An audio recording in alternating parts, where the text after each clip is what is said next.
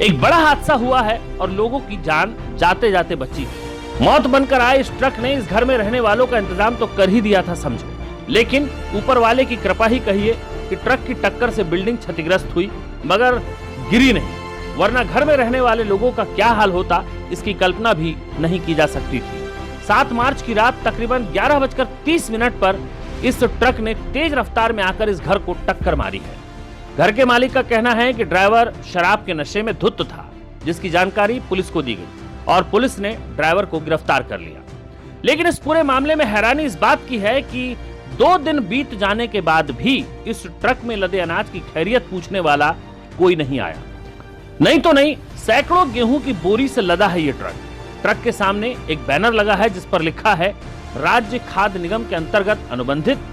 साथ में लिखा है भारतीय खाद्य निगम से निगम के प्रखंड गोदाम तक खाद्यान्न का परिवहन। यानी साफ है ये अनाज सरकारी है।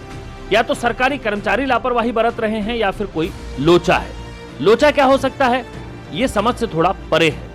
लोगों का कहना है कि हो ना हो इस ट्रक से अनाज की कालाबाजारी हो रही थी, तभी तो सरकारी कर्मचारी इस अनाज से लदे ट्रक के पलटने के बाद भी उसकी पूछ परख लेने अभी तक नहीं आए हैं। आशंका है, लेकिन आशंका में दम भी नजर आ रहा है, क्योंकि अनाज की कालाबाजारी का सरकारी खेल कोई नई बात नहीं है। रात के अंधेरे में काले खेल यूं ही चलते हैं। आखिर ऐसा क्या कारण था कि रात के 12 बजे गेहूं से भरा ट्रक कटिहार में दौड़ रहा था? दूसरी बात, राज्य खाद्य निगम को इसकी चिंता सतानी चाहिए कि आखिर अनाज सड़क पर खुला पड़ा है, लोग अनाज की चोरी भी कर सकते हैं। लेकिन 2 दिन तक अगर सरकार का ही कोई नुमाइंदा इसे देखने नहीं आ रहा है तो इसका क्या मतलब निकाला जाए? ये भी तो हो सकता है कि पता लगाने अगर कोई सरकारी अधिकारी आएगा तो मामला भी सामने आएगा। कब, कहां, कैसे ये ट्रक गेहूं लेकर जा रहा था?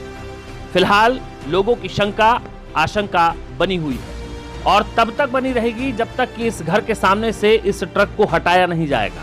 मकान मालिक विनोद तिवारी इस हादसे के बाद काफी परेशान हैं। ट्रक की टक्कर से उनके घर के बाहर 2 दुकान और मकान बुरी तरह क्षतिग्रस्त हो चुके हैं।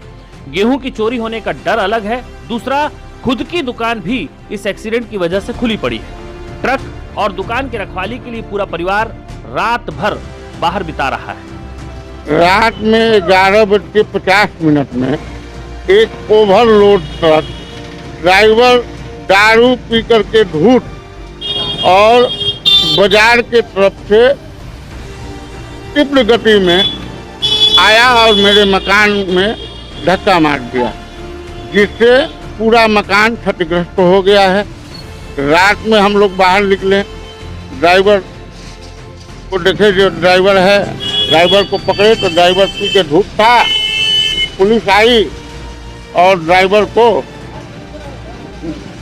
पुलिस को बोल दिए कि भाई आप इसको मुंह महक लीजिए, पिया हुआ है कि नहीं पिया हुआ है। पुलिस मुंह महक करके ड्राइवर को अपने साथ ले गई और हम लोग रात से अभी तक ना भोजन किए हैं, ना पानी पिए हैं, ना अभी तक कोई हम लोगों को सांत्वना देने के लिए आया है कोई पदाधिकारी।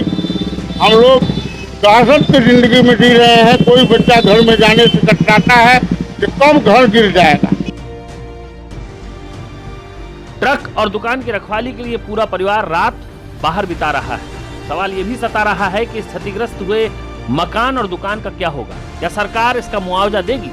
लेकिन पहले ये तय हो जाए कि सरकार कबूले कि हाँ ये ट्रक उसी का है और गेहूं गोदाम का है। लेकिन फिलहाल तो उसी का ठिकाना नहीं।